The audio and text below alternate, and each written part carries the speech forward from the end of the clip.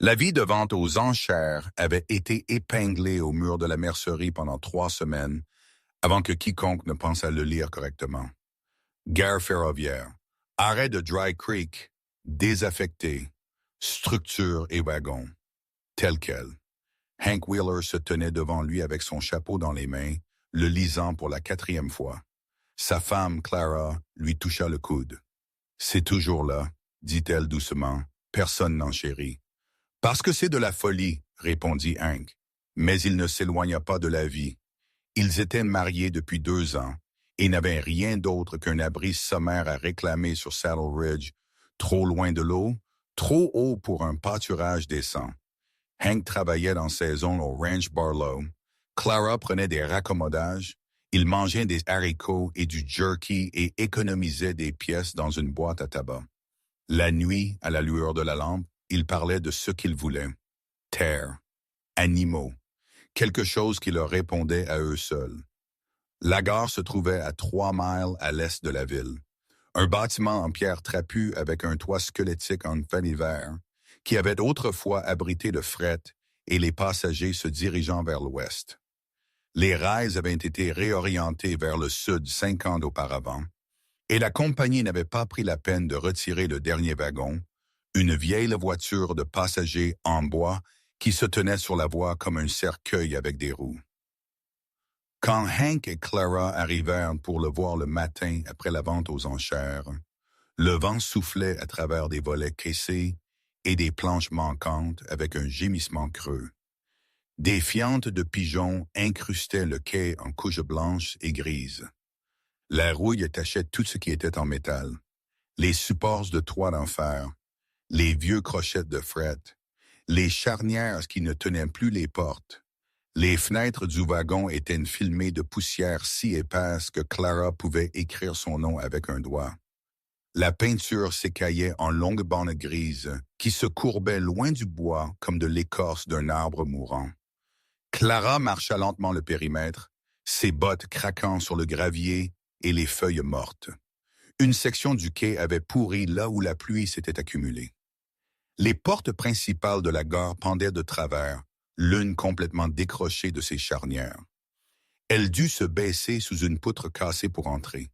L'intérieur sentait la pierre humide, les nids d'oiseaux et l'abandon. Le guichet béait vide.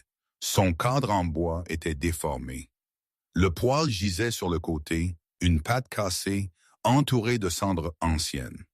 Du verre brisé craquait sous ses pieds.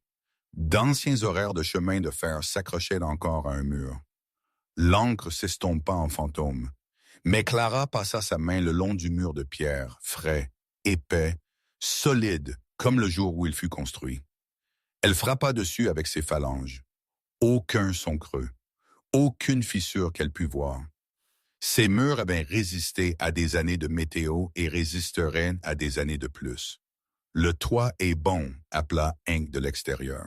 Cadre de fer toujours carré. Le verre a besoin d'être remplacé. Mais la structure est saine. Clara traversa la pièce principale, l'imaginant balayée et propre. Elle passa la tête dans ce qui avait été le bureau du chef de gare. Plus de pierres, une haute fenêtre, bonne circulation d'air des bouches d'aération qui fonctionnaient encore. Elle pensa au lait, à des pièces fraîches et des surfaces propres, au fromage vieillissant dans le noir. Elle trouva l'ancienne salle de fret à l'arrière, où les marchandises avaient autrefois été stockées en attente d'expédition.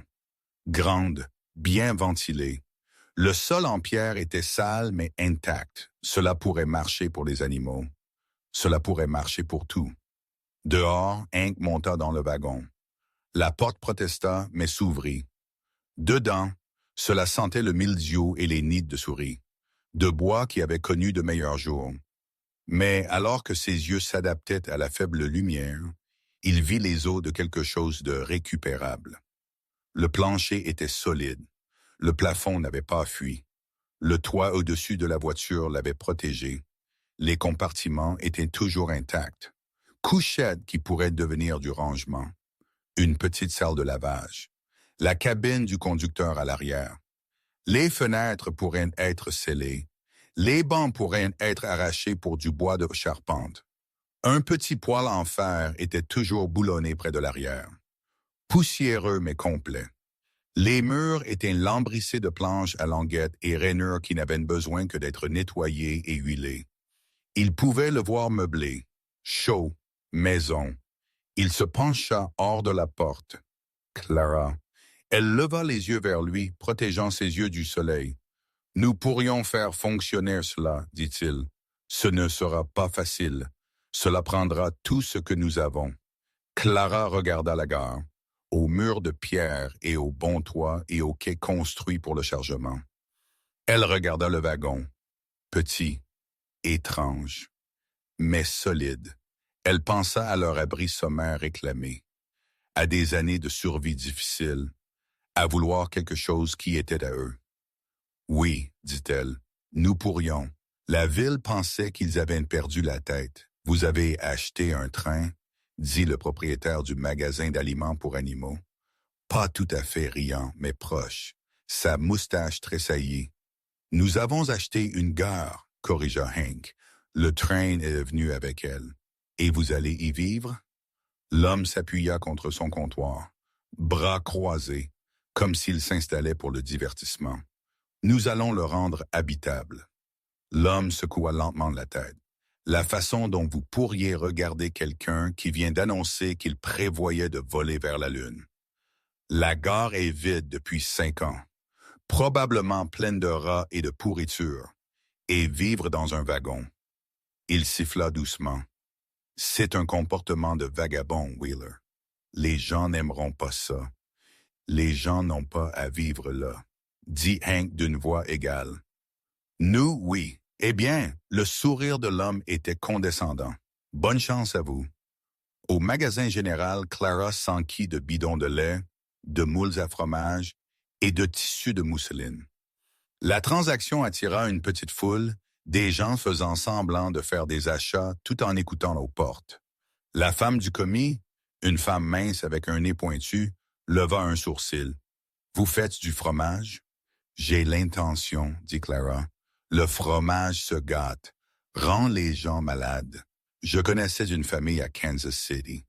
Le fromage a tourné et ils ont tous eu le flux. Pas si c'est fait correctement, dit Clara. Elle garda sa voix égale. Agréable, hygiène appropriée, affinage approprié, contrôle de température approprié. La femme renifla. Contrôle de température. Écoutez-la parler. Le fromage est de la nourriture de ville chic de toute façon. Les gens d'ici veulent de la viande et des pommes de terre. Bonne, honnête nourriture. Un homme plus âgé près du tonneau de cornichons intervint. Mon grand-père faisait du fromage. C'est un travail difficile. Vous savez ce que vous faites? J'apprends, dit Clara honnêtement. Des livres? La femme fit que cela ressemblait à une accusation. Des manuels. Des gens qui l'ont fait. De la pratique. La femme emballa les achats de Clara avec une force inutile. Eh bien, ne venez pas pleurer quand tout partira en pourriture. Clara acheta la mousseline de toute façon, avec du sel, du vinaigre et de la pressure. En partant, elle entendit des chuchotements derrière elle. Vivre dans un train, pouvez-vous imaginer quel genre de personnes font ça? La première nuit dans le wagon, ils allumèrent le petit poêle avec de l'allumage que Hank avait récupéré de l'épave de la gare. Le métal tic-taquait et gémissait en chauffant, se dilatant avec des sons comme le bâtiment s'installant lui-même. Clara accrocha une vieille couette sur l'espace de la porte pour bloquer les courants d'air et étendit leur sac de couchage sur le sol entre deux bancs. Hank accrocha une lanterne à un crochet de plafond et la lumière chaude fit briller le lambris de bois poussiéreux. Dehors, la température chuta brusquement. Il pouvait l'entendre dans la façon dont le métal se contractait dans les craquements et les pops soudains. Le givre se forma sur les fenêtres en motif délicat. Le vent trouva chaque interstice dans les murs et siffla à travers. Mais à l'intérieur, le petit feu créa une poche de chaleur qui sentait la fumée de bois et la possibilité. Clara fit bouillir de l'eau dans leur peau et fit du thé faible. Ils mangèrent des biscuits durs et du jerky et ne parlèrent pas beaucoup. Clara serra son manteau plus fort, assise en tailleur sur le sac de couchage. Cela va prendre beaucoup de travail. Hank hocha la tête, enroulant ses mains autour de sa tasse en étain. Plus que ce que nous avons d'argent pour. Nous devrons récupérer des matériaux, troquer pour ce que nous ne pouvons pas fabriquer. La ville est déjà contre nous. Ils pensent que nous sommes fous. Peut-être que nous le sommes. Elle regarda autour du wagon, à la peinture qui s'écaillait, à la poussière, aux coins rongés par les souris. C'est fou, n'est-ce pas? Clara fut silencieuse un long moment, écoutant le vent et le feu, et les sons d'installation de leur nouvelle maison. Non, dit-elle finalement, ce n'est pas fou, c'est juste différent. La gare a de bons os, les murs de pierre, le toit, l'espace. Tout est là. Nous devons juste voir ce que cela peut être, pas ce que cela était. Et si nous échouons? Alors nous échouons, ayant essayé. Elle tendit la main et prit la sienne. Ses doigts étaient froids, mais sa prise était ferme. Mais nous avons le temps et nous n'avons pas peur du travail. Il la regarda à la lumière de la lampe, ses yeux stables, ses mains cailleuses. La détermination de sa mâchoire qui disait qu'elle avait pris sa décision, et c'était ça. Il sentit quelque chose s'installer dans sa poitrine comme un poids, trouvant sa place propre. Non, dit-il, nous ne le sommes pas. Dehors, la température continuait de baisser, le givre sur les fenêtres devint plus épais. Mais à l'intérieur, enveloppés dans leurs manteaux et couvertures, assis à côté de leurs petits poêles dans leur étrange petite maison, Hank et Clara Wheeler finirent leur thé et se laissèrent croire que l'impossible et le possible étaient plus proches que la plupart des gens ne le pensaient. Hank passa la première semaine à nettoyer les débris, brouette après brouette de caisses cassées, de cordes pourries, de verres brisés et de nids d'oiseaux. Il arracha des planches dangereuses et sauva tout ce qui était récupérable. Clous, planches, pièces de fer. Le quai fut balayé propre. Ses mains se couvrirent d'ampoules, puis de callosités. Clara frotta le sol de la gare avec du savon de soude, fait de cendre et de saindoux, travaillant à 4 pattes jusqu'à ce que ses phalanges saignent et que la pierre montre sa couleur grise originale. L'odeur lui brûlait le nez. Sa robe était trempée, mais le sol propre en valait la peine. Elle s'attaqua au wagon avec une détermination féroce. Elle arracha les sièges de banc, découvrant du bois d'œuvre utilisable en dessous. Elle colmata des trous, calfeutra des interstices, frotta chaque surface jusqu'à ce que le grain du bois apparaisse. Elle cousit des rideaux à partir de sacs de farine teint avec des brous de noix. Elle construisit des étagères et installa des crochets. Des douzaines de crochets. Parce que tout avait besoin d'une place. À la fin du premier mois, le wagon était devenu habitable. Une petite table pliante, 2 chaises, étagères, rangement. Le poêle reculait avec un tuyau approprié, des lanternes qui oscillaient quand le vent soufflait, projetant des ombres mouvantes sur les murs. La nuit, après 14 heures de travail, il s'effondrait sur le sac de couchage et allumait une lanterne pour économiser de l'huile. Dans cette petite lumière, le wagon ressemblait à un secret qui n'appartenait qu'à eux. La gare elle-même devint le vrai travail. Hank passa 2 semaines sur le toit, renforçant des poutres et remplaçant des carreaux cassés avec du verre récupéré et du papier huilé. Il réaccrocha les portes principales sur des charnières en cuir qu'il avait coupées et cousues lui-même. Il colmata les murs de pierre avec du mortier mélangé de chaux et de sable transporté du ruisseau, un travail éreintant qui lui fendit les mains mais tenait ferme. Utilisant du bois des vieux bancs, il construisit des enclos et des stalles le long du côté gauche de la gare. Murs entre les stalles, portes sur des goupilles, litière de paille et d'un pied d'épaisseur. Il construisit des bacs à nourriture et un fenil dans les chevrons, puis monta un système de poulies utilisant de l'ancien équipement ferroviaire pour hisser des balles. Le système d'eau demanda de l'ingéniosité. L'ancien château d'eau ferroviaire tenait miraculeusement encore la pression. Hank traça les tuyaux, débloqua les obstructions et monta une connexion dans la gare. Quand il ouvrit la vanne et que l'eau coula réellement, propre, froide, constante, il laissa échapper un cri qui résonna à travers le bâtiment. Clara réclama le bureau du chef de gare pour la salle de laiterie. Elle le frotta avec de l'eau bouillante et du vinaigre, puis chaula tout jusqu'à ce que cela ressemble à l'intérieur d'un coquillage. Elle construisit un établi, installa des étagères, accrocha de la mousseline sur la fenêtre. Elle désigna des zones spécifiques pour chaque tâche. L'organisation était tout. La contamination était l'ennemi. Elle fit bouillir chaque tissu, chaque outil, chaque surface. L'ancien guichet devint la salle d'affinage, frais, sombre, stable. Clara l'équipa de cléettes en bois et installa des trous de ventilation. 2 mois après qu'ils eurent acheté l'endroit, Hank chevaucha jusqu'à la ferme Wilson et revint avec 3 vaches laitières brunes et blanches, achetées avec leurs dernières économies, et une promesse de payer le reste en fromage. Les vaches étaient des créatures douces. Hank les mena dans la gare une par une, parlant doucement. Elles hésitèrent au début, nouvelles odeurs, étranges échos. Mais la paille était épaisse et propre, et après quelques minutes nerveuses, elles s'installèrent. Clara les nomma Trèfle, Margaret et Bouton d'or, 2 mois de travail brutal, 2 mois de doute et de douleur et d'épuisement. Mais quand Hank et Clara se tinrent ensemble dans la gare nettoyée, fonctionnelle, avec de la paille sous les pieds et des vaches mâchant paisiblement, et le wagon brillant de la lumière des lanternes, ils sentirent quelque chose qu'aucun ne pouvait tout à fait nommer. Peut-être que c'était simplement le sentiment d'avoir fait quelque chose de réel.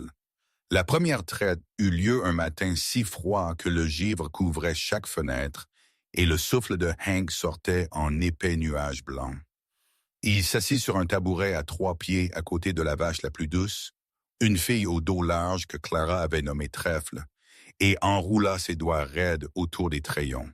Le mouvement sembla maladroit au début. Il avait regardé d'autres traire, mais ne l'avait jamais fait lui-même. Trop de pression fit que Trèfle bougea inconfortablement. Trop peu ne produisit rien. Mais il trouva le rythme, doux et régulier, et le lait frappa le seau avec un ping-ping-ping régulier qui résonna dans l'espace de pierre. De la vapeur s'éleva du seau en nuages blancs, qui sentaient la douceur et la chaleur. Le souffle de la vache souffla contre l'épaule de Hank, portant l'odeur du foin et de l'herbe et de la chaleur animale. Clara se tenait à proximité avec un chiffon propre et une cruche émaillée, observant sa technique. Quand le seau fut aux 3/4 plein, le rendement du matin de trèfle, elle filtra le lait à travers 3 couches de mousseline dans la cruche. Il coula épais et blanc, rien comme le lait mince, légèrement aigre vendu en ville dans des boîtes qui avaient reposé pendant des jours. C'était frais, doux, encore chaud de la vache. Maintenant, la partie difficile, dit-elle. Faire du fromage était à la fois plus simple et plus compliqué que Clara n'avait imaginé. Chauffer le lait à la température exactement correcte, ajouter de la présure, attendre que le caillé se forme, regarder le lait se transformer de liquide en quelque chose de solide et de magique, couper le caillé en cubes précis, égoutter le lactosérum soigneusement, presser le fromage avec une pression régulière et uniforme, le saler au bon moment, l'affiner dans des conditions parfaites. Le premier lot était trop humide, pleurant du petit lait pendant des jours. Le second se fissura comme de la boue séchée. Le troisième avait un goût de métal parce que Clara n'avait pas nettoyé la presse correctement. Elle pleura sur celui-là, gaspillant du lait précieux. Le quatrième semblait parfait, mais moisi avant de terminer son cycle d'affinage. Des taches vertes floues se répandant comme une maladie. Chaque échec piquait. Chaque lot gâché signifiait du lait gaspillé. Temps gaspillé. Argent gaspillé qu'ils n'avaient pas. Hank voulait frapper quelque chose. Peut-être devrions-nous simplement vendre le lait directement, dit-elle après le 6e lot échoué. Mais Clara gardait des notes dans un petit carnet, son écriture devenant plus petite à mesure qu'elle y entassait plus d'observations. Elle ajusta les températures par degrés uniques. Elle changea le timing par minute. Elle expérimenta avec des ratios de sel, avec des poids de pressage, avec l'humidité d'affinage. Elle lut ses 3 manuels laitiers jusqu'à ce que les pages soient douces comme du tissu.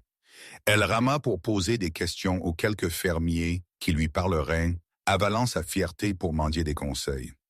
Le 7e lot était comestible, mais insipide. Le 8e avait de la promesse. Le 9e était bon, vraiment bon. Au 10e, elle avait trouvé son rythme. En hiver, elle produisait du fromage qui valait la peine d'être vendu. Mais vendre exigeait l'accès, et l'accès exigeait l'acceptation, et l'acceptation était la seule chose que Dry Creek ne donnerait pas. L'opposition avait un visage. Silas Barlow, le rancher le plus riche de la ville, et l'homme qui contrôlait la mercerie, le magasin d'aliments pour animaux, et la moitié du conseil municipal. C'était lui qui avait ri le plus fort quand Hank et Clara avaient acheté la gare. C'était lui qui avait suggéré publiquement que vivre dans un train n'était pas décent. Quand Clara apporta ses premières roues de fromage à la mercerie, Barlow se trouvait là. « Fromage », dit-il, assez fort pour que tout le monde entende. « D'où ?»« Notre laiterie », dit Clara. « À la gare. »« La gare ferroviaire ?» Une femme près du comptoir fit une grimace. « Est-ce même propre, plus propre que la plupart des cuisines ?» répondit Clara. Barlow ramassa une petite roue, la tourna, la renifla avec une suspicion exagérée. Comment savons-nous que cela ne rendra pas les gens malades? Le lait se gâte. Tout le monde sait ça, le fromage ne se gâte pas s'il est fait correctement, dit Clara. Ceci est fait correctement. Selon vous. Barlow posa le fromage. Je ne pense pas que la mercerie devrait risquer sa réputation sur des produits expérimentaux. Le propriétaire du magasin, un homme nerveux nommé Hewitt, les regarda tour à tour. Eh bien, M. Barlow a un point. Laissez les gens le goûter, dit Clara. S'ils n'aiment pas, je le reprendrai. Le sourire de Barlow n'atteignit pas ses yeux. Pourquoi ne tentez-vous pas la fête de l'Église le mois prochain? Si les gens ne tombent pas malades, peut-être alors nous parlerons. Ce n'était pas une offre, c'était un renvoi. Le trouble commença petit. Les livraisons de nourriture prenaient plus de temps qu'elles n'auraient dû. Quand Hank allait chercher des fournitures lui-même, le magasin d'aliments pour animaux était toujours juste en rupture de ce dont il avait besoin. Le crédit fut refusé. Argent comptant seulement pour vous, les gens, dit le propriétaire, ne rencontrant pas les yeux de Hank. Quelqu'un laissa une barrière non verrouillée et une des vaches s'égara sur la route. Hank la trouva un mile plus loin, boueuse et effrayée. Un sac de sel que Clara avait laissé dans la gare était contaminé. Que ce soit par accident ou par intention, elle ne pouvait pas prouver. Mais le grain était mélangé avec de la terre et des fientes de souris. Alors le conseil municipal envoya une lettre. Le bâtiment fut déclaré potentiellement dangereux et une nuisance publique. Ils avaient 30 jours pour apporter des améliorations ou faire face à des procédures de condamnation. Hank lut la lettre 3 fois, sa mâchoire serrée. Ils ne peuvent pas faire ça. Ils essaient de nous faire fuir, dit Clara. Elle remuait une marmite de lactosérum, son visage calme, mais ses phalanges blanches sur la cuillère. Nous continuons juste à travailler. Clara, s'ils condamnent l'endroit, ils ne le feront pas, dit-elle, parce que nous allons leur prouver qu'ils ont tort. L'allié qu'ils n'attendaient pas vint sous la forme d'un vieil homme avec une boiterie et une mémoire comme un plan. Son nom était Otto Grimes et il avait été le chef de gare à Dry Creek pendant 20 ans avant que le chemin de fer ne parte. Il vivait seul dans une cabane sur la crête, survivait avec une petite pension et n'avait pas parlé à la plupart des gens en ville depuis la mort de sa femme. Il se présenta un matin avec une boîte à outils et un froncement de sourcils. « Entendu que vous réparez cet endroit, dit-il à Hank. « Entendu que vous le faites mal. » Hank se hérissa. « Nous avons bien fait jusqu'à présent. Cette entretoise de toit que vous avez renforcée, vous avez mis le poids sur la mauvaise poutre. La prochaine neige la battra. » Hank ouvrit la bouche pour argumenter, mais Otto montait déjà l'échelle. 20 minutes plus tard, il avait montré à Hank exactement où était le problème et comment le réparer. Ingénierie ferroviaire, dit Otto en descendant, construit pour prendre des charges spécifiques de manière spécifique. Il faut respecter le design. Il revint le jour suivant. Et le suivant. Il ne parlait pas beaucoup, mais il savait tout sur le bâtiment. Quel mur était un porteur? Où couraient les anciennes conduites d'eau? Comment le système de ventilation était censé fonctionner? Il montra à Hank comment utiliser les mécanismes de chargement intégrés du chemin de fer. Il aida Clara à comprendre le flux d'air naturel qui rendait la gare parfaite pour l'affinage du fromage. « Pourquoi nous aidez-vous? » demanda Clara un sournois. Otto regarda les vaches. Au stall propre. À la fumée s'élevant du poêle du wagon. « Parce que vous faites vivre cet endroit à nouveau, dit-il. Cela vaut quelque chose. » L'hiver vint dur, la neige tomba pendant 3 jours d'affilée, s'amoncelant sur le toit de la gare en congère qui bloquait les fenêtres et rendait le monde blanc et silencieux. La température chuta si bas que l'eau gela solidement dans les seaux en quelques minutes.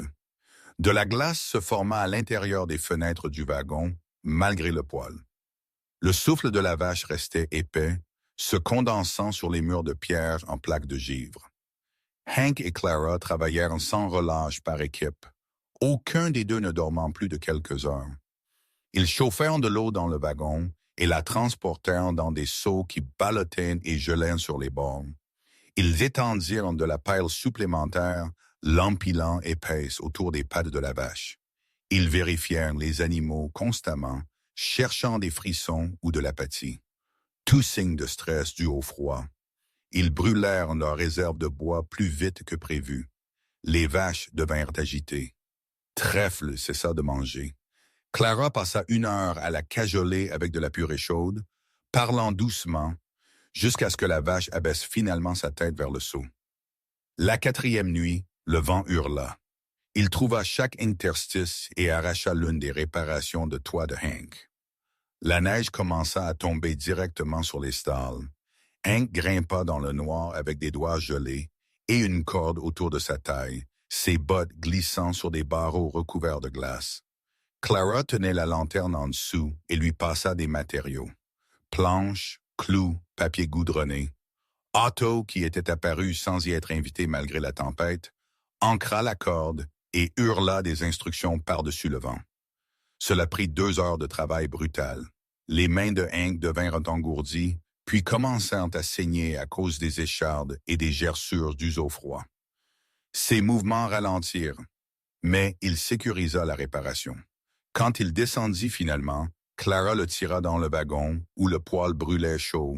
Elle enroula des couvertures autour de lui fit boire du bouillon chaud et lui frotta pour que la sensation revienne dans ses mains. Otto s'assit en face d'eux, ses mains noueuses en coupe autour d'une tasse en étain.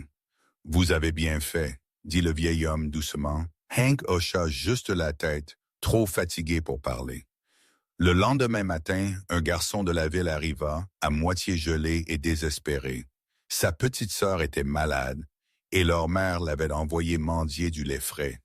Tout le monde savait que le lait de vache était plus facile à digérer pour les enfants malades que les produits en conserve du magasin. Clara n'hésita pas. Elle traita Trèfle elle-même, la filtra chaude et renvoya le garçon chez lui avec un pot plein et un pot plus petit de baba beurre. Le père du garçon revint 2 jours plus tard avec du bois de chauffage. Il ne dit pas grand-chose, juste l'empila près du wagon et hocha la tête une fois avant de partir. Le mot circula. En janvier, Clara avait perfectionné son fromage. Les meules qui sortaient de la salle d'affinage étaient fermes, lisses et d'un or pâle. Elle sentait la crème cultivée et les caves en pierre. La saveur était beurrée et complexe, avec une finale propre qui vous donnait envie d'une autre bouchée. Elle apporta une meule à la fête de l'église en février, la coupant en petits carrés et les arrangeant sur une planche propre. Les gens s'approchèrent avec prudence, comme si le fromage pouvait mordre. Silas Barlow était là, bien sûr. Il prit un morceau avec une expression qui le mettait au défi d'être bon. Il mâcha lentement. Son visage ne changea pas. « C'est bien, dit-il. pour du fromage. Mais d'autres n'étaient pas si réticents. Une femme de ranch prit un deuxième morceau. La fille du forgeron demanda où elle pouvait acheter une meule. La femme du pasteur, une femme formidable dont l'opinion avait du poids, le déclara exceptionnel.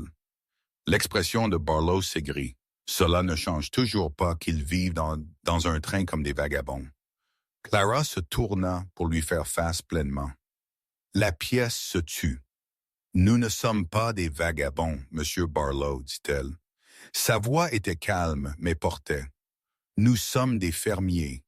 Nous avons acheté un bâtiment que personne ne voulait et l'avons fait fonctionner. Nous cultivons notre propre nourriture.